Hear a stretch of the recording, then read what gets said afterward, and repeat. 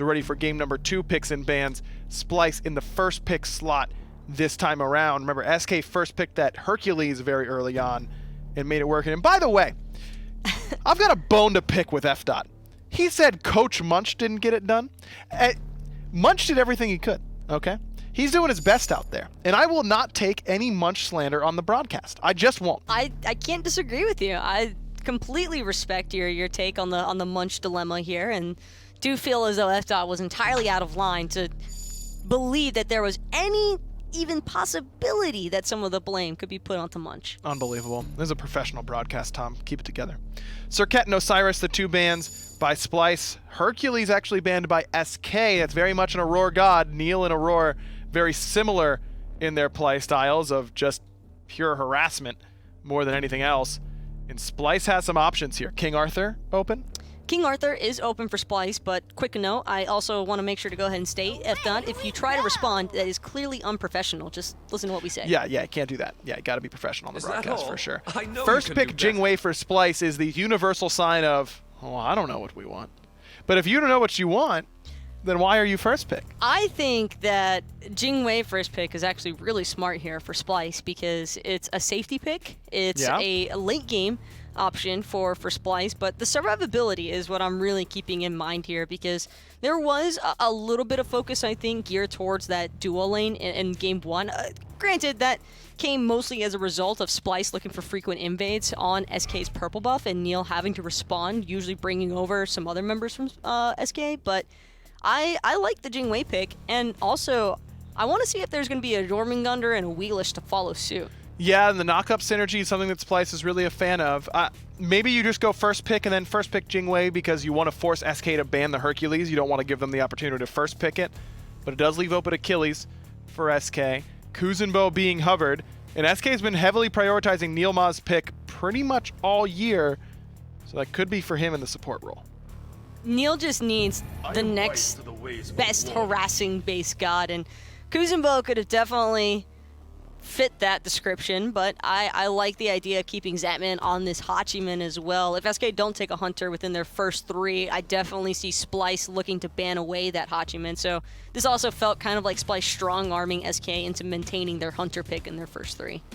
Splyce now, this is where the draft will, I think, begin to shape for Splyce. As we mentioned, Jing is a good first safe pick. You get to see what SK is going to do with their draft, and you keep them off the Hercules first pick and force them to ban it. So now this is where things are going to start to develop for the defending world champs. They do have the option of going for something big bursty in mid, like a Zeus or something like that. Ven's Giannis was banned last game, could go for that. But instead it's going to be Cabrakan. And I feel like this is a flex pick for Splyce, but almost certainly going to Aror. And okay, now we just go Odin, right? If you're SK. I mean, Cabrakan Afro. And Jing Wei doesn't exactly fare the greatest against Odin either. But Paul wants his Habwa. It is a signature god, and I know that Odin might have looked like a slam dunk of an option here, aggro, but I really do like this Habwa for dealing with Aphrodite. Somebody has to be the Afro killer in case it does go that late, and SK are definitely going to have burst damage with Habwa. The problem, though, Taco, is that you have to really outplay Divios in this instance, right? Because you can activate Undying Love while knocked up, and so your job, like, you can't do your job, which is knock you up and then crushing wave you and insta-kill you. Aphrodite literally removes that as an option. You have to just consistently stick on her, and the Habwa pick is really susceptible to the Cabrakan. I'm not even sure that we see Splyce ban Odin in their 3rd and 4th. That would be crazy to me. And look, I get it. Odin lost his attack speed slow. Whoop-de-doo. I don't care. He still has a cage. You can't leave. Like, you can't. You're stuck in there for a long time, and you take a lot of damage while you're in there because you don't have anywhere to move. Seems pretty good to me. Okay, Hunbat's ban. So now they're locked into either not banning Odin or not banning Serket. Either of which would be... Serket's already banned. Oh, so Serket's already banned. Thank you. Okay, I'm not losing my gourd entirely. Only a little bit here on the desk. Your sanity's intact for now. Now. I'm skeptical Splyce ban Odin simply because I don't think that that's where SK's draft is headed. I think that SK might even just look to prioritize a more traditional Guardian. We already saw Neil hovering the Kuzumbo once before. I think Kuzumbo offers a lot of interruption and most importantly dispersion from each other. Splyce really want to try and rally around this Aphrodite, and the Cabrakan's also a great option for kind of just keeping SK all corralled in one area. So if there's a way to kind of forcefully separate Splyce from each other, which Kuzumbo can definitely do with Watery Grave or even the Sumo Slam, then I think that SK can just pick them apart. Sylvanus is the pick, though, for SK, which leaves Sam as the one who would probably take the Odin, though it could be Belair as well. Definitely early pressure by way of that Sylvanus as Ratatoskr locked in for Splyce. Another god that can't get out of Odin Cage without using their ultimate. Splyce, one more selection available to them. It will be their mid laner, I imagine. Something without an escape, Zeus. Yeah, Zeus would be great. I think Raijin's actually really solid here. Applies anti-heal pretty well, can keep his distance from Habois, just gives you good teamfight presence. We need something that can't get out of an Odin Cage aggro. Oh, right. I want to stick to the storyline. So Agni? Yeah, Agni, Thoth maybe. Thoth would be great, because Thoth is just like not a good pick, and then it's also bad against Odin. So that would be perfect if that's the way we want to go with this one. Though I can't imagine Splyce is actively out here trying to pick the bad ones. Instead, they're going to go back to the Nox. More setup this time, and so I'm okay with where this is heading, though Ven has definitely got to be a little bit more consistent on those selections. And why go for the warrior that locks in everybody when you can just pick Erlang Shen? I'd have to assume that SK just didn't feel as though Odin would be able to bring the kills early enough. Maybe when paired alongside of the Habois. Sometimes teams can get a little bit baited in by that cage and Sure. locking members down in one place, but they don't necessarily have the AoE to follow it up. I'm not going to say that that's the case here. I think SK could have definitely profited off of an Odin pick here, but Yeah. we're just here to watch the games, aggro. That's right. That's all we're here to do. I mean, look, it can work for sure. Odin is not the only way to beat compositions. And even if you lock in Odin, it's not a guaranteed victory. I do think it would have given them a pretty good percentage, though. I think if they lose this one, that might come back to haunt them. Definitely on the table for them. SK looking to go up 2-0 over the defending champs and keep them winless so far here in Season 6. Let's throw it over to Tom and Tully. Thanks a lot, guys. Here we are looking at this one for game number 2, and I got to hats off to Munch. I think the Splyce draft a little bit better. He did his work a little bit harder here. Global pressure now from the Ratatoskr jungle. Should be an interesting one if it is going to be Ratatoskr jungle. You never really know with Splyce, his style. But I love this Erlang Shen last pick. The desk was talking about Odin, but Odin is always one of those risky picks where you have to jump in to get off your damage. And if you're looking to commit for damage, Erlang Shen does it safer because he gets the turtle shell, he gets the sustain, and then he can also engage from a distance just looking for the javelin toss route. Pretty standard composition here this time around. Aurora on the support Cabrakan. It's been a while since we've seen that one come out. I don't know. I am with aggro on this one.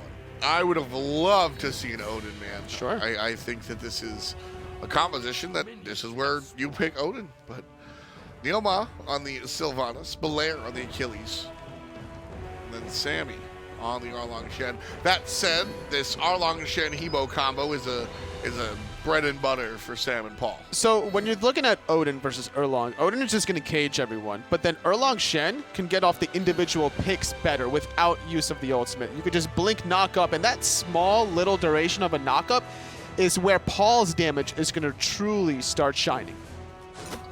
Right side, this is the duo lane now, folks. Get used to it. Aurora immediately stunned out. And here we're taking a lot of pokes here. Aphrodite a little bit safer. A nice start there. Ratatoskr goes speed to red. So Scream might be thinking about an early level 2 gank onto the enemy carry, but won't be the case. Not quite yet. If his purple buff was getting pressured, maybe that would have been a good time for him to counter rotate. A lot of junglers will offer speed red. They still need one more small purple ogre minion to be able to get that level 2 marker for the gank. Well, there's a gank. Aurora surrounded and pounded. The old Warcraft 3 surround. Belair gets the last hit. Ain't nowhere to go, and there's literally 3 players body blocking you in. Now 3-2 as far as the amount of combatants here on the right side. Scream gets a stun, but has to dash on out. Oh, now no. Divios surrounded. The body blocks are good out of Belair one more time, and Sam gets the last hit. We just saw that. Divios scratching his head just like me. SK Gaming 2 kills to 0. Erlang Shen making that happen. Now, don't think an Odin jungle would have been able to do that same kind of damage coming out. Soccer with 1 kill, 1 assist. Same slash line for Belair on the Achilles solo lane.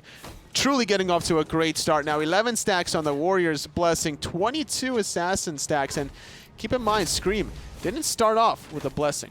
No, not at all. A very interesting thought process there. Really wanting to rush that Acorn as quickly as possible. Gonna go back to base and buy some potions.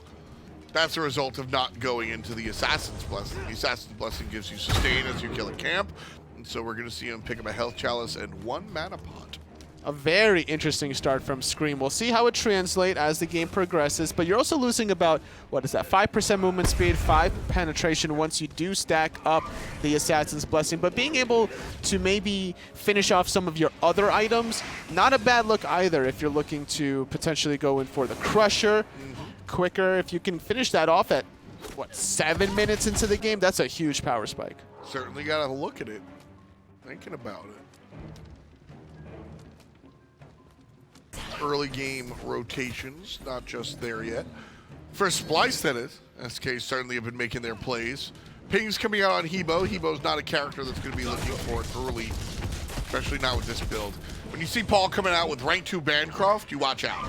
Oh, yeah. You see Paul coming out with rank 2 Book of Thoth, you understand that this is going to be a little bit more of a farm mentality until we see a couple more items on the Hebo.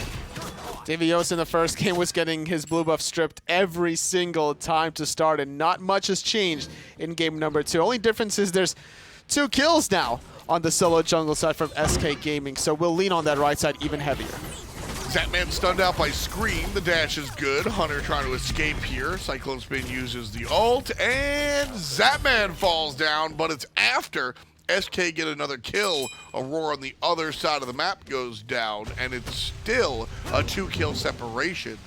But Splyce do find their first notch. An important level 5 spike for CycloneSpin. He got the wave experience, just barely taken over for the airstrike. Not only that, Zapman, he dashes after already getting slowed. If he dashed before the Ratatoskr dash connects, maybe he gets out of that one. He prevents himself from getting damaged. He prevents the slow from coming forward. Instead, he uses the beats to diminish the slow, but by then, it's too late. CycloneSpin, with the airstrike, was able to play cleanup. Rough stuff there for the carry. Clean again from SK Gaming. Roar on the Cabrakan. 2 deaths already on him early on. I think we'll see him kind of benefit in the mid game. That's really where Cabrakan kind of does his thing. Early game, you can get some cheeky kills because of some odd base damage, but really, it's that mid game when you can provide some control and lock players in with that recently changed ultimate. That's where Aurora's going to look for sure. He definitely needs to get off to the right start, though, because it's been slow. With 2 deaths thus far, he's gone for Traveler shoes, making himself less tanky, right? Like, no reinforced shoes to deal with all the dots coming from NeilMah. That would be a great way to kind of stack up those passive from the shoes, so instead, trying to continue his farming, going for Traveler Shoes, extra movement speed, extra MP5 to spam as a Cabrakan. Never a bad thing when Tremors consumes mana for every half a second tick. He's able to just continue being aggressive if he finds that aggression in the first place, but has not been able to do so just yet. SK Gaming has kept Splyce kind of under the thumb, and that's amassed about a 1,500 gold lead wave to wave. Pull, NeilMah looking for the aggression as Soccer shows up as well. Knocked up onto Aurora. This could be death number 3, but a good zone from Venenu. With Rat in the air, that'll force the all-out disengage from SK Gaming. So a nice defensive stop from Splyce. as SK get excited in the mid game. Paul very patient, not pulling the trigger on the crushing wave ultimate. He didn't want to put himself out of position there because there were still a couple of cooldowns from Aror. He had to respect the double stun from that second ability of Cabrakan. Not only that, he knew Scream was coming eventually with that Ratatoskr ultimate. He needed to save that crushing wave for maybe the cleanup play. Belair invading the blue buff for the third time in a row. Divios with a 1-level deficit, needing to finish off that breastplate of Valor to catch up. Scream's got the pings on Zapman, blinks on him, finds a stun and the spin. 60% is all that will be left here for the carry. Scream and CycloneSpin one more time. Surprise, there's the ultimate. That's a win. That is absolutely a win for Splyce. Zapman so used to pressure in the dual lane, trying to get out of that one, holding on to his beats, using the ultimate to get back to the lane for the farm. I like that idea, just to not fall behind too much, but then Splyce still capitalizing on it, realizing that, all right, like if you're just gonna not have your ultimate, I guess we'll kill you. Easy, sure. I guess you'll just give it to us. Nice play there from Splyce to even things up just a little bit. Still trailing as far as gold is concerned, but those are the types of plays that get you back into the game. You need a couple more of those, and Scream again showing what kind of changes he can make to this unit. And this is better when you're camping Zapman when CycloneSpin's playing a Jing as opposed to an Achilles, because now if Zapman dies for a third time, once CycloneSpin finishes off those Devil Glove stacks, that's when Gold Fury can become an issue if SK Gaming keep losing their Hunter player. They've got to keep an eye on it. Little bit of vision here from Splyce, a lot of bit of vision from SK Gaming on that left side, and I think that has to do with the fact that since SK are the aggressors here, Splyce gonna flip that script and become the aggressor. Belair put down, nice combination there from Aror and Scream. Root should be good. SK gonna keep running away, and Aror finds a stun on NeilMah, knocked up one more time by the carry, put down again. Scream, 100% kill participation early on. He had a decent game in game number 1, got first blood. Game number 2, he's the guy that's making it happen here for Splyce. Between left and right side of the map, offensive on the left, defense on the right, realizing that SK Gaming, their strategy is an open book. Invade Divios' blue buffs, put pressure onto Divios. Belair, despite dying, not stopping the pressure because he died with Fatal Strike still available. So if he can get Divios low enough while that Aphrodite ultimate isn't available, Fatal Strike is essentially guaranteed. So I respect that idea. But they're going to need to know, SK Gaming rather, of how to turn the dial back down a little bit. Make the temperature more lukewarm about when to invade the blue buff. If you don't have vision of Scream's Ratatoskr, assume he'll be there at a moment's notice. Belair versus Divios here. Belair losing the trade. First item, Pestilence for Belair as he goes head-to-head with the Aphrodite. Not a bad look. Even at level 8, the Aphrodite heal is respectable, so I respect the Pestilence start. Talk to me about the other side, though. Divios building rank 2 Steel Mail and now finishing off the boots. So, tier 2 Steel Mail, I believe, is 1150 gold, 35 physical protections, 200 mana, and about 10 MP5. So, it's very cost-effective. Silver breastplate, not steel mail, my mistake. Oh yeah, silver breastplate. So it's very cost effective for about the 1150 gold. So it makes a lot of sense as to why you would want to pick that up. Leave it at even tier 2. This is a strategy that I think Deathwalker did in Season 5 for quite a while on like Cabrakan solo laners. So it makes a lot of sense because of how cost effective it is, and you want the mobility because yet again Divios with the Aegis instead of teleport, so he finishes off the Traveler Shoes. That helps him zoom back to lane a little bit more. Also provides the MP5. He's been denied his blue buff time and time again. And also Aphrodite ain't never complained about having some extra MP5. So a nice build here from Divios. I find myself asking for a little bit more power, what we saw last game, but the pro level, honestly, a lot of the times at the pro level, you see less all-out glass cannon builds anyway. Scream finds himself wondering why he has no defense. Just kidding, it's early in the game. Yeah. That time, Zapman was well prepared for Scream shenanigans. Scream sitting at level 9 Ratatoskr can't handle the level 11 back then Hachiman tipping over to level 12. He bought an Assassin's Blessing after the fact. Huh. So maybe it was just a delayed Assassin's Blessing is what he wanted. I didn't even know you could do that. Yeah, why not? I thought you couldn't buy a blessing after the fact. You can't sell a blessing and then buy another one. Roger that. Aror wishes he could sell anything. Nice ultimate for the knocks off screen, but still Aror taking a ton of damage. The wall will separate him. Thinking it will be good enough. Here's the reinitiation from Scream. Dodging the Hebo ult is not Scream. Divios did, but the rest of SK Gaming. Big plays by Paul, turning this one around, earning the double kill, and earning the 3 kills for SK Gaming. Sam for Soccer snatching that one away. Wow. That was Splyce's team fight until Paul shows up. Also, Neil, by the way, ending that team fight with a pull. He gets off the heal right before Scream lands. If Neil was half a second late on that heal, I think for sure Neil dies there from all that damage. And not only that, the presence of mind for Paul to beat the knock silence and crushing wave through it, just to guarantee the kill onto Scream. And Scream, unfortunately, with those 2 deaths, that's the worst bane of a jungler's existence. When you die, and you don't even have time to farm because there's another team fight, which you have to rotate to. You're a Ratatoskr global pressure god. I love this team fight recap right here. Almost 1,000 more damage for Splyce in that team fight. SK Gaming had a very small window. You mentioned NeilMah, if he didn't heal at that exact second.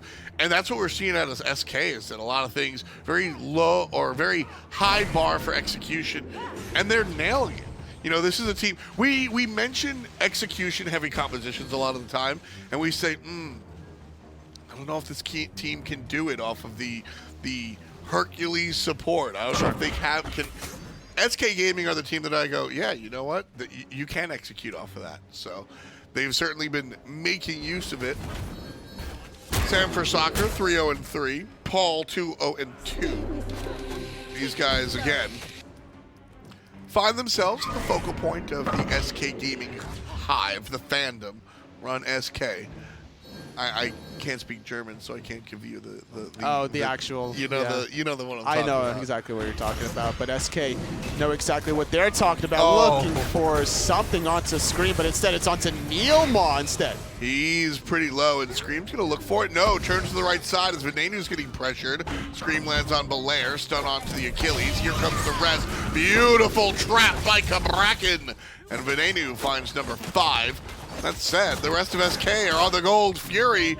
Trade out your solo laner for a gold.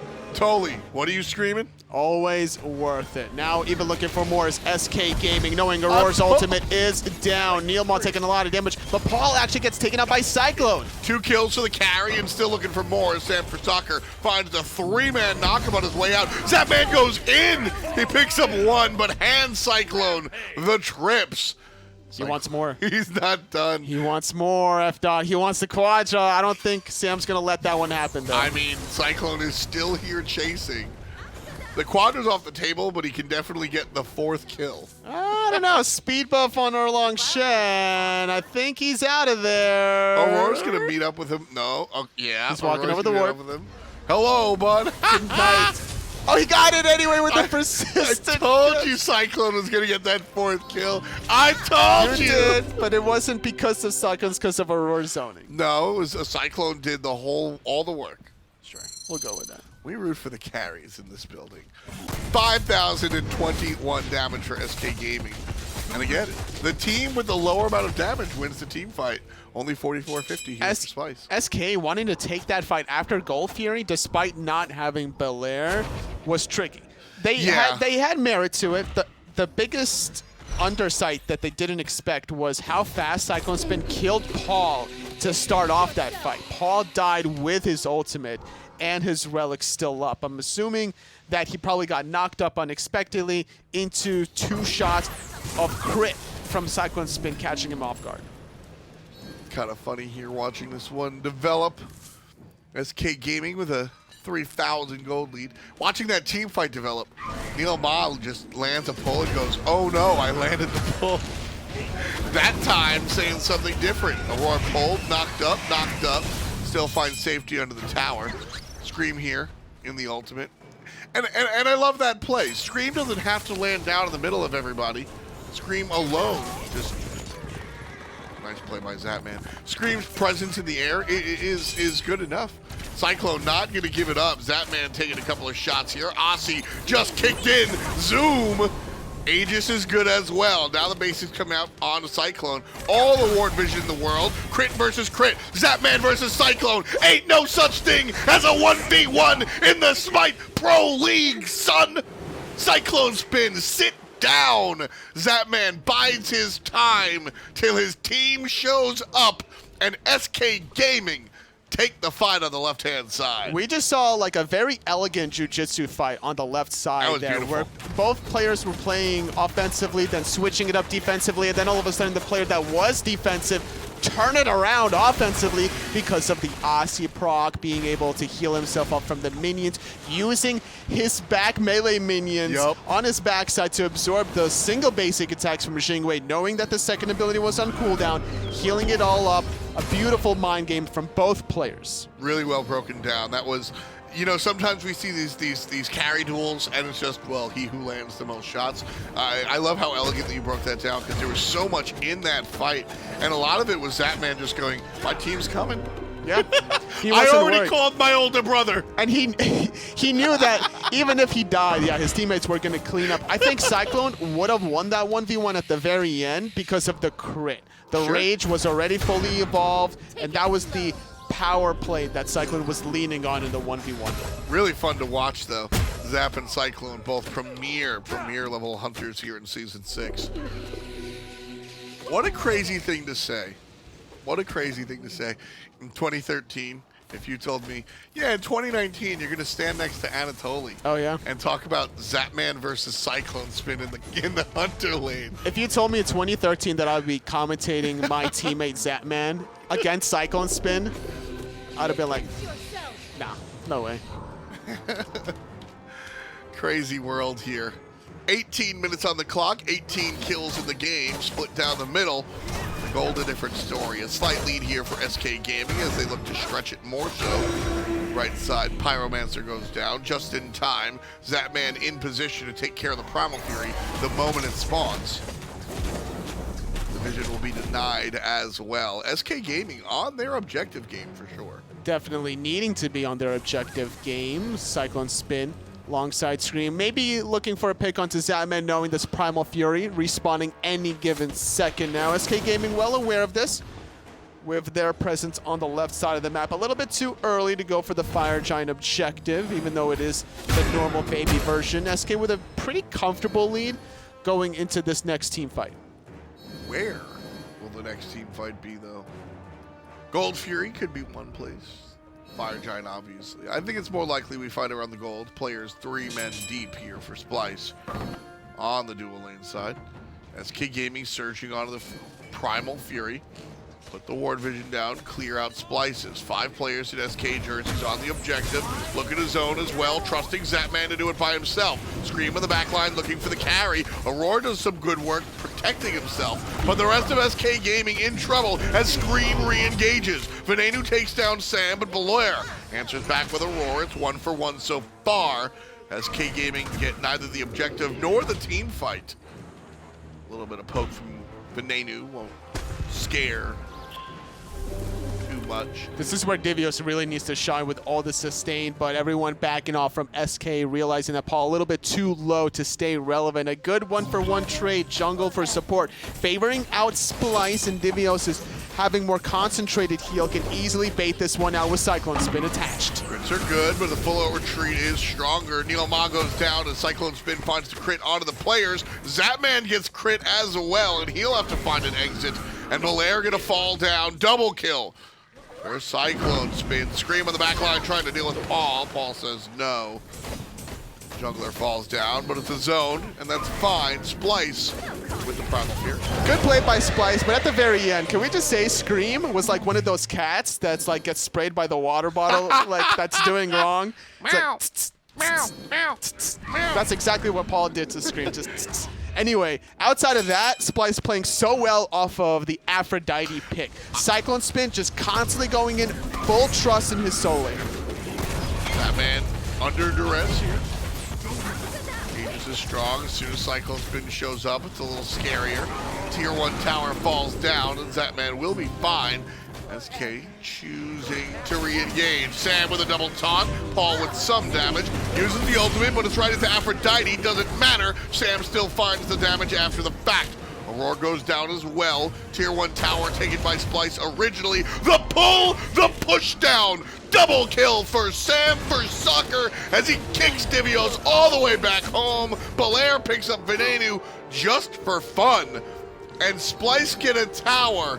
SK take it back, grab the team fight, and ABCD, EFG, SK Gaming counting to the end. Oh my goodness. SK Gaming are always such a threat. Scream up in the sky, trying to make something happen around this Fire Giant. Paul a little low, could be the target instead, gonna give this one up. And the only reason why SK Gaming go in there is because Scream was still there. Yep. In a 5-on-4, waiting for Belair to come in with the teleport, they knew they could take the fight.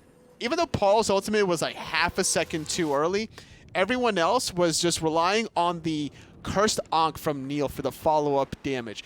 The primary target was originally Divios. It wasn't him that dies early, it was Aurora instead. Rather, CycloneSpin dies first, then Aurora to follow second. Without CycloneSpin, doesn't matter how much sustain you have from Divios because you just don't have any follow-up damage after the fact. It's only Venenu. That Cursed Ankh, 20% more damage. Yep. That's why we saw the character blow up despite not getting Ebo ulted. You're taking 20% more damage. Woof. On a water cannon even. Yeah. It's almost as good as a Crushing Wave. I mean, water cannon's doing maybe 1,000 damage with the 20% boost. It's so much scaling. It's like, what, 75% scaling or something? It's absurd. For such a short cooldown. You do have to be close, which is it's only negative. But that's what makes Hebo, I think, acceptable, is the fact that he's a melee mage. I know water spout's a long range ability. Leave me alone. You ever get hit late game for a water? You're like half HP, and water spout kills you. Yeah. And you just go, okay. It happens to the best of us. SK Gaming certainly feeling that confident. Split pushing. 3 and 2, mid lane and left side. Knock him onto Aurora. The water cannon will bring him down to 80. Belair taking the tower. 70% on the right side, Phoenix. Left side, Phoenix still being pushed. SK Gaming in a group up. Ultimate from Scream, gone. Yeah, good patience out of SK Gaming. That's what they were baiting out. They wanted to see exactly what direction CycloneSpin on the Jingwei passive and Scream on the Ratatoskr through the Cosmos were going to commit. Now without that ultimate, it makes it a little bit easier to siege, but thinking about maybe defending that tier 2 tower on the right side. Teleport not available for Belair for another 30 seconds. Gonna kind of pick up the Pyromancer casually along the way. A little bit extra gold. 12,000 now in the lead. That's a big lead. 24 minutes in, experience almost to match it. SK Gaming winning the first game, on pace to win the second game. I thought for a moment Splyce were coming back after an impressive Primal Fury fight. Yeah. Like 5 minutes ago, but instead, immediately after, SK Gaming had other intentions, recognizing that with Scream overzealous dying to Paul earlier, could force a 5-on-4 fight. I actually, I think Scream was kind of zoning Paul there. Trades his life. Whether or not he should have is a different story. But Scream has been the newest member of Splyce. I guess Scream and Venenu come in at the same time, right? Scream being one of the newer members of Splyce, I've actually thought him and CycloneSpin have been the playmakers here. Aurora's had a couple of moments, but hasn't been the Aurora that we've seen, just not his game right now. It's been Cyclone providing all the power and all the damage for sure. 8 kills for the carry. But Scream, I think, in those moments where we see Splyce, like, oh, maybe they can come back, it's Scream at the helm. Yep. He's making the plays. There's a time and a place, though, for those playmaking opportunities. Yeah. In terms of 1v1ing a late game Hobwa, I'm not sure how many plays you're making as a Ratatoskr against that late game Hobwa, but that's not to take away what Scream has been able to do throughout his Smite career, throughout the earlier portion of this game. Aurora gonna blink in and look for Zapman with the Cabrakan ultimate. Only Fury is leashed. SK Gaming looking for the fight now. Scream's ultimate's down. Sam blinks in, finds two taunt. Belair low will ult out.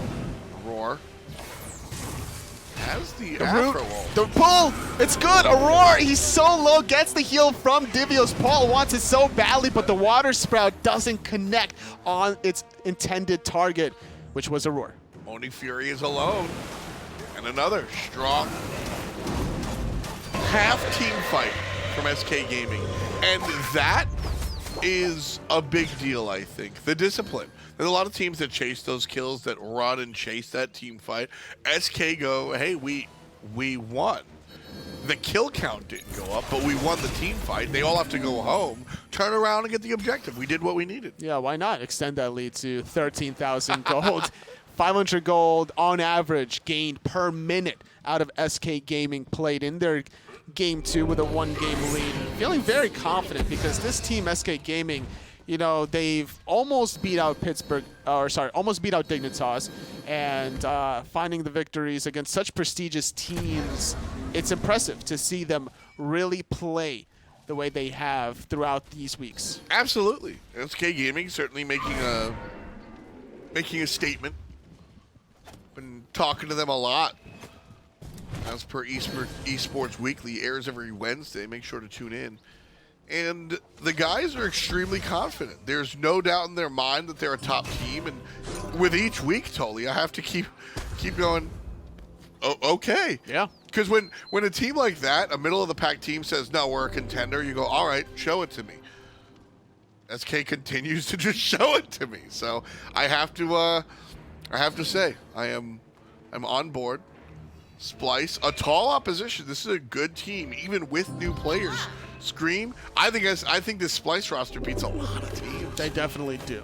Even with their first week showing with the original roster where they haven't been playing as much as the other teams, they brought in some wacky stuff, still bringing in wacky stuff a little bit with Aror on the Cabrakan, something that he likes to do from time to time. Venenu on the Nox. Good pull onto Venenu, forcing the beats. NeilMah's a little bit in trouble. Screams in the sky, jumping on top, spinning around, and getting the kill out of the tree. Bad luck 13 for Splyce, but the team fight could go in their direction until Zapman turns it around to kill onto Aror. Venenu gets isolated and put down. 3 kills without a death for Sam for soccer. Belair blinking forward. CycloneSpin gets shielded up. Divios gets shot down. Scream by himself in the mid lane. This is it. I think this is going to be game over. F-Dot 4-on-1. Scream on the backside, trying to stall this out. Paul was holding on to the ultimate the entire fight. Finds Scream again. Meow. SK Gaming with fervor this time. Take game number 2. 28 minutes on the clock and a grueling 15,000 gold lead. Splyce just can't keep up with SK Gaming. I love the Habwa pick from Paul. It just worked out so well and beautifully. NeilMah on the Sylvanus yet again. His performance, I think, is the catalyst for everyone out of SK Gaming to group up and look for the plays. And I also like Sam on the Erlang Shen last pick. It wasn't the Odin to completely counter all the non-leap gods out of Splyce, but it still had its merits. A lot of engage. The blink taunts is just as effective if you're going to force out the beats, if you're going to be able to root from a distance, allowing the NeilMah Sylvanus pulls. Again, got to agree with you here. I think the supports kind of lined everything up for SK Gaming. Fantastic job. NeilMah again.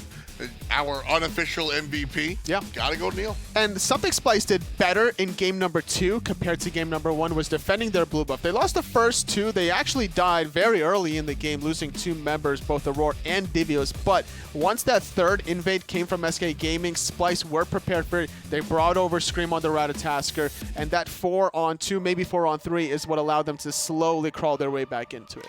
Well, smooth play there coming out from SK Gaming. Find their second victory. They're 1 away from the set. But first, let's bring it down.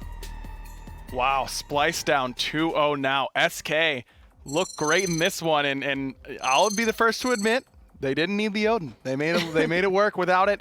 Look, the Sylvanus play from Neil was incredible. Belair's great on the Achilles. Paul, very patient with the ultimates in a lot of spots, was able to get good work done on the Habois. SK look not just like a good team right now, but this looks like they're continuing that momentum and that level of play that they had in games 3 and 4 up against Dignitas. It's like a well-oiled machine at this point for the guys on SK, and I was just really impressed with the way that they continuously stacked their crowd control, and I think that was the primary reason why Splyce had so many difficulties towards some of those latter team fights of Game 2, because every single instance where it seemed as though Divios was going to be able to save the life of somebody with that Aphrodite ult, suddenly you've got to worry about Neil with a knockup, or you have Belair trying to rush in aggressively. I just don't think that Neil or Belair have really been giving much space for Splyce to retaliate. Neil has just played so well. I mean, this pull onto Aror was insane. Right after Paul gets himself a double, that sets Splyce even further behind. I think Belair was frontlining beautifully in this game. Really just everyone in SK, for all the talk we've had about Zapman and Sam and how well he's played, how about Scary D, Belair in the solo lane? He's played very well on top of that. God, that pull is just gross. Nasty. It's just, how do you get away from that when he's just so on the mark? And I think it's one thing to be said that the execution was obviously there for SK. A big part of the reason why Paul was able to do so much on this Habois is just Scream couldn't afford to focus him in the back line. Traditionally, you see Ratatoskr being sent as a soft sacrificial lamb, not necessarily, can usually get out of danger whenever he ults in, but that through the Cosmos just had little to no impact because of the way that SK consistently gathered around their carries to protect them. Aurora had a couple really nice cages with the Cabrakan of his own. Look, the Scream and Ven joining this squad. I think Ven had a tough game 1, better here in game 2. But it feels to me like it's really been this Aphrodite pick for Divios that just has not worked so far. I mean, I don't think it's been the new guys, though. Adding 2 new players in changes your team dynamic by a bunch, so it does make it harder for the existing players to continue their level of play. Cyclone has an insane game, 21k damage. He was 6-0 at one point on the first pick, Jing. He looked great, but the rest of Splyce struggling a little bit, and hopefully they're going back to the drawing board and starting over with picks and bans for game 3 because their current strategy is not working. Well, it's pretty much do or die now for Splyce. They don't really have the same luxury like they did in game 1 to be experimental. They need to, I think, just fall back to what's worked best for Divios in the past, and even if that means giving him Geb or Terra, some kind of Guardian, I would just like to see Divios on anything else but the Aphrodite right now. Yes, it is time to move on from that one. The experiment has failed today. You can always try again next week if you're Splyce, but I think it's time to retire the Afro for the rest of this week. It just hasn't worked for them so far. On the other side, SK has kind of done a lot of things differently. I mean, the only pick that they carry over from game 1 to 2 is the Hachiman for Zapman. Maybe you try and take that away from him, but with how well Cyclone played on the Jing, I don't think you're trying to take him off that.